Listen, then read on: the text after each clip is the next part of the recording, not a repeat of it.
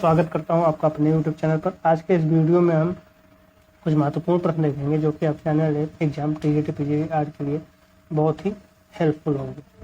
ठीक है, तो ये आपका कंपनी शैली और आधुनिक शैली से थोड़ा लिया गया है। यहाँ आप देखिएगा क्वेश्चन,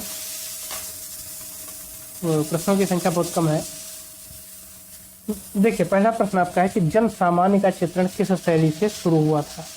ठीक है, जन सामान्य का चित्रण किस शैली से शुरू हुआ था, ये हमें बताना है। अगर हम थोड़ा पीछे जाएं, जो चित्रण हम देखते हैं, तो अगर आप देखेंगे तो जो चित्रकार रहते थे वो ज़्यादातर राजकीय दरबारों में ही रहते थे, तो वो राजाओं के ही चित्र बनाते थे या राजाओं के आदेश पर ही चित्र बनाते थे। लेकिन जन सामान्य का चित्रण कब से शुरू होता है, ये हमें बताना है। विकल्प आपको दे दिया गया है, कंपनी शैली, मुगल शैली, बंगाल शैली, राजस्थानी शैली। तो अगर हम देखें तो जो आपका कंपनी शैली है, तो यहाँ क्या होता है कि जब परिवर्ती काल में जब आपके मुगल शासन का अवसान चल रहा होता है और मुगल शासन के अवसान से पहले मुगल शासन में चित्रकला का अवसान होता है। जब औरंगजेब का शासन आ जाता है तो चित्रकार इधर उधर भागते हैं, अपने आश्रयदाता को खोजते हैं। तो उसी क्रम में क्या होता है कि देखिए, समय बदलता है, एक स्थान से दूसरे स्थान पर चित्रकार गए तो उन्हें नई चीज़ों की जानकारी हुई और नए लोग मिले, नए आश्रयदाता मिले। लेकिन इस बार क्या हुआ कि राजकीय संरक्षण न होकर बल्कि एक कंपनी के संरक्षण के अंतर्गत इन लोगों ने चित्रकारी की, और उसमें क्या हुआ कि आम जनमानस के चित्रण को ध्यान में रखा गया। तो अगर हम देखें तो कंपनी शैली में ही जन सामान्य का चित्रण प्रारंभ होता है। ठीक है, तो ऑप्शन ए इसका राइट आंसर हो जाएगा। बाकी अगर कंपनी शैली के बाद आपका बंगाल शैली आता है तो वहाँ पर आपकी जनसामान्य के चित्रण तो होते ही होते हैं, लेकिन शुरुआत जो होती है वो कंपनी शैली से ही होती है। मुगल शैली में राजकीय दरबार पशुपक्षी जो राजाओं को पसंद है वही सब बनेगा। राजस्थानी शैली भी मुगल शैली के बस केवल शासकों का अंतर है, बाकी चीजें वही हैं। दूसरा क्वेश्चन है कि जन साधारण से संबंधित चित्रों को क्या कहते हैं। ठीक है, विकल्प आपको दे दिया गया है, स्याह कलम, व्यक्ति चित्र, फिटका चित्र या जेनर चित्र। ठीक है, तो जन साधारण से संबंधित चित्रों को क्या कहते हैं, तो जेनर चित्र कहते थे। ऑप्शन डी इसका क्या हो जाएगा, राइट आंसर हो जाएगा। जेनर चित्र किसे कहते थे, तो जन साधारण से संबंधित चित्रों को कहते थे। नेक्स्ट है, मुगल शैली के पतन के बाद किस शैली का जन्म हुआ। मुगल शैली के पतन के बाद आपका किस शैली का जन्म हुआ था। विकल्प यहाँ पर दिया गया है, कंपनी शैली, मधुबनी शैली, बंगाल शैली या फिर मुगल शैली।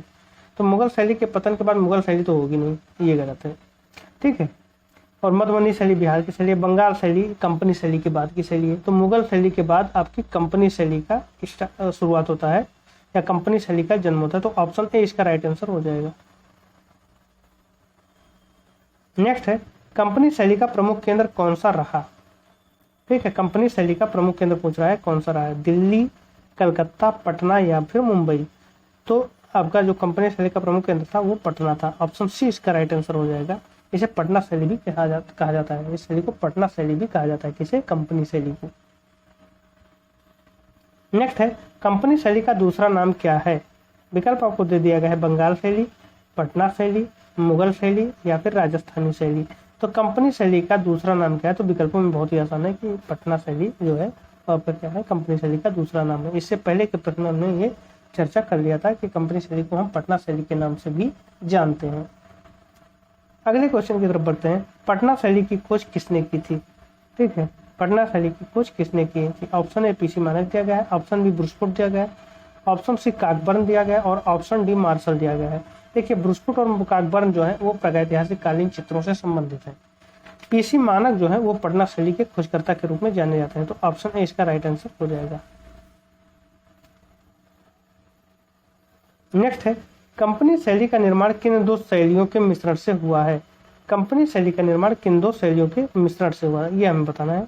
तो कंपनी शैली देखिए, अंग्रेजों के आने के पश्चात कंपनी शैली का प्रारंभ होता है, उससे पहले मुगल शैली चल रही होती है। तो अगर हम देखें तो विकल्प आपका दिया गया है मुगल व ईरानी। तो मुगल व ईरानी जो है इसके मिश्रण से कोई नई शैली नहीं बनी है।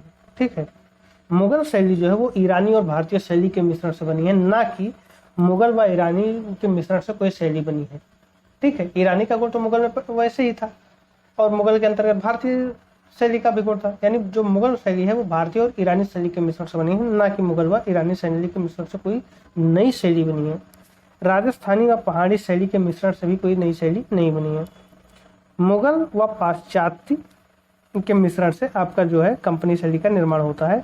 ईरानी व पाश्चात्य विकल्प डी तो दिया गया है, ये सही लग भी सकता है, लेकिन इसका कारण यह है कि ईरानी शैली यहाँ आकर मुगल शैली में परिवर्तित हो जाती है और मुगल शैली फिर पाश्चात्य शैली से मिलकर कंपनी शैली बनती है, ना कि ईरानी डायरेक्ट पाश्चात्य से मिलकर बनती है। तो ऑप्शन सी इसका क्या हो जाएगा, राइट आंसर हो जाएगा। ऑप्शन सी इसका राइट आंसर हो जाएगा। नेक्स्ट है, पटना शैली में बने चित्रों की प्रविधि को क्या कहा जाता है। ऑप्शन ए है नीली स्याही, ऑप्शन बी है कजली स्याही, ऑप्शन सी है पीली स्याही और ऑप्शन डी है हरी स्याही। ठीक है, पटना शैली में बने चित्रों की प्रविधि को क्या कहा जाता है, तो इसे क्या कहा जाता है, कजली स्याही। ऑप्शन बी क्या हो जाएगा, इसका राइट आंसर हो जाएगा। पटना शैली में बने चित्रों की प्रविधि को क्या कहा जाता है, कजली स्याही। नेक्स्ट है, पटना शैली के अंतिम चित्रकार कौन थे। ऑप्शन ए दे दिया गया आपको ईश्वरी प्रसाद, ऑप्शन बी दिया गया है सेवक राम, ऑप्शन सी दिया गया है डालू राम और ऑप्शन डी दिया गया है लालचंद्र। पटना शैली के जो अंतिम चित्रकार थे वो कौन थे, ईश्वरी प्रसाद जी थे। ऑप्शन ए इसका राइट आंसर हो जाएगा। नेक्स्ट है, कंपनी शैली में हाथीदार पर चित्रकारी करने के लिए कौन प्रसिद्ध था। हाथीदार पर चित्रकारी के लिए कंपनी शैली में कौन प्रसिद्ध था। विकल्प आपको दिया गया है ईश्वरी प्रसाद, लालचंद, गोपाल चंद या शिवलाल। तो उस समय जो हाथीदार पर चित्रकारी के लिए प्रसिद्ध थे वो कौन थे, शिवलाल जी थे। ऑप्शन डी इसका राइट आंसर हो जाएगा। नेक्स्ट है, कंपनी शैली का सबसे श्रेष्ठ चित्रकार कौन था। ऑप्शन ए दिया गया है लालचंद, ऑप्शन बी है गोपाल चंद, ऑप्शन सी है सेवक राम और ऑप्शन डी है झुमक लाल। कंपनी शैली का सबसे सर्वश्रेष्ठ चित्रकार कौन था, तो सेवक राम जी जो हैं वो कंपनी शैली के सबसे श्रेष्ठ चित्रकार थे। ऑप्शन सी इसका राइट आंसर हो जाएगा। बढ़ते हैं अगले प्रश्न की ओर। कंपनी शैली का विषय क्या था। ऑप्शन ए दिया गया है जनसामान्य, ऑप्शन बी दिया गया है आखेट, ऑप्शन सी दिया गया है भित्ति चित्र और ऑप्शन डी दिया गया है पटचित्र। ठीक है, तो कालीघाट का पटचित्र फेमस था। भित्ति चित्र जो है वो प्रागैतिहासिक काल में बनते थे। उसके बाद आपके बंगाल शैली में भित्ति चित्र जो दीवारों पर चित्र बनाए जाते हैं उन्हें भित्ति चित्र कहा जाता है। तो कई जगह भित्ति चित्र मिले हैं, लेकिन जो आपका कंपनी शैली है उसमें भित्ति चित्र बहुत कम ही मिलते हैं। आखेट के चित्र प्रागैतिहासिक काल के टाइम के थे। तो जनसामान्य के चित्र ही कंपनी शैली के विषय थे। ऑप्शन ए इसका राइट आंसर हो जाएगा। जनसामान्य के जो चित्र थे या जनसामान्य विषय पर आधारित चित्र वो कंपनी शैली में बने हैं। ऑप्शन ए इसका राइट आंसर हो जाएगा। नेक्स्ट है, कंपनी शैली में भित्ति चित्र बनाने के लिए कौन प्रसिद्ध था। देखिए, कंपनी शैली में भी भित्ति चित्र बने हैं लेकिन बहुत कम मात्रा में बने हैं। और उसे भित्ति चित्र बनाने के लिए कौन प्रसिद्ध था, तो दिए गए विकल्पों में आपके डल्लू राम जी थे या डालू राम इन्हें कहा जाता है। ऑप्शन वही जो थे वो भित्ति चित्र बनाने के लिए प्रसिद्ध है। ऑप्शन सी इसका राइट आंसर हो जाएगा। नेक्स्ट है, कंपनी शैली के समकालीन लखनऊ में कौन सी कला प्रचलित है। ठीक है, या प्रचलित थी यहाँ पर हो जाएगा, भूतकाल की घटना है सारी।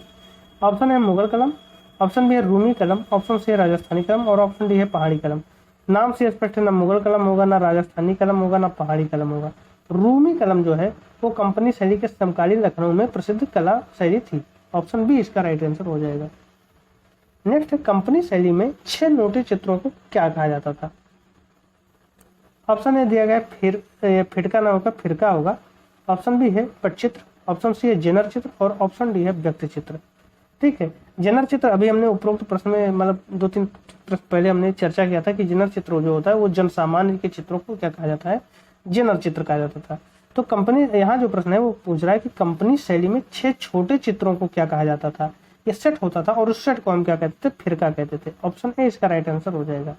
इस क्वेश्चन का आंसर क्या हो जाएगा, ऑप्शन ए फिरका। ठीक, फिरका कहा जाता था। नेक्स्ट है, किस शैली में कला का बाजारीकरण होना शुरू हुआ। ठीक है, कला का बाजारीकरण किस शैली में होना शुरू हुआ। अभी तक तो दरबारी कला थी, राजा ही देते थे, जनसामान्य से कोई मतलब नहीं था। तो अगर हम देखें क्वेश्चन को कि किस शैली से कला का बाजारीकरण होना शुरू हुआ, तो विकल्प आपको कंपनी शैली दे रहा है, बंगाल शैली दे रहा है, मधुबनी शैली, फिर पहाड़ी शैली। तो इन सारी शैलियों में सबसे पहले कंपनी शैली आती है, वहीं से बाजारीकरण क्या होता है इसका शुरू हो जाता है। कला का बाजारीकरण कंपनी शैली से शुरू होता है। तो ऑप्शन है इसका राइट आंसर हो जाएगा। नेक्स्ट है, रेखाओं के स्थान पर छाया प्रकाश का कुशल प्रयोग किस शैली में हुआ? रेखाओं के स्थान पर छाया प्रकाश का कुशल प्रयोग किस शैली में? ऑप्शन ए आपका दिया गया है राजस्थानी शैली में, ऑप्शन बी दिया गया है पटना शैली में, ऑप्शन सी दिया गया है बंगाल शैली में, और ऑप्शन डी दिया गया है मुगल शैली में। तो इसका सही उत्तर हो जाएगा वो आपका क्या हो जाएगा, पटना शैली या कंपनी शैली में क्या होता है, रेखाओं के स्थान पर छाया प्रकाश का प्रयोग किया जाता है। ऑप्शन बी इसका राइट आंसर हो जाएगा। नेक्स्ट है, कंपनी शैली में कागज के अतिरिक्त किस धरातल पर चित्रण हुआ है? ऑप्शन ए आपको दे दिया गया है अभ्रक व हाथी दांत पर चित्रण किया गया है, कि कांच व पत्थर पर चित्रण किया गया है, या मिट्टी व पत्थर पर चित्रण किया गया है, या वस्त्र व लकड़ी पर चित्रण किया गया है। किस पर चित्रण किया गया है? धरातल क्या था? कागज के अतिरिक्त।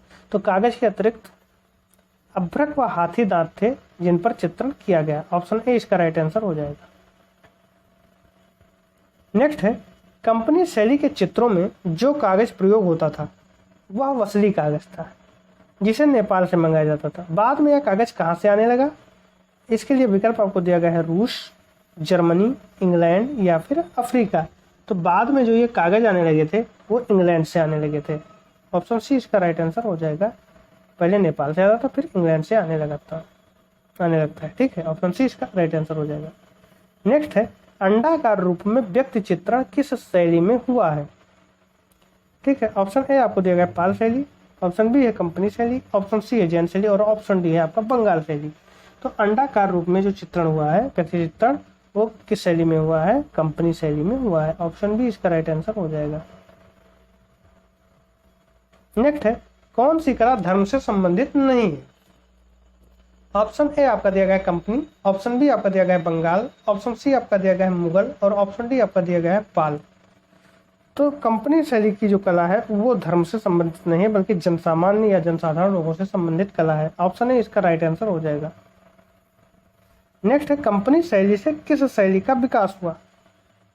ऑप्शन ए है यथार्थवाद, ऑप्शन बी है प्रभाववाद, ऑप्शन सी है नव प्रभाववाद और ऑप्शन डी है प्रत्यक्षवाद।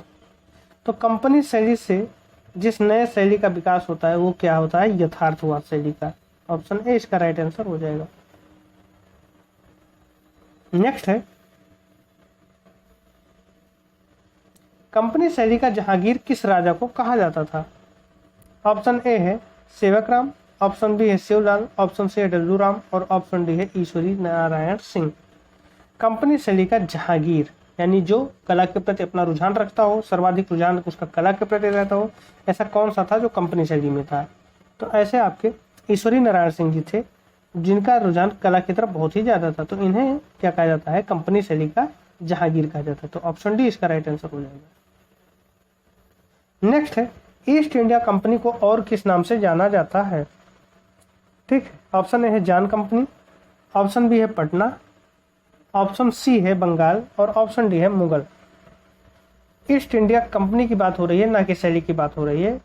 तो जब ईस्ट इंडिया कंपनी की बात होती है कि इसे किस नाम से जाना जाता है, तो इसे जान कंपनी के नाम से भी जाना जाता है। ऑप्शन ए इसका राइट आंसर हो जाएगा।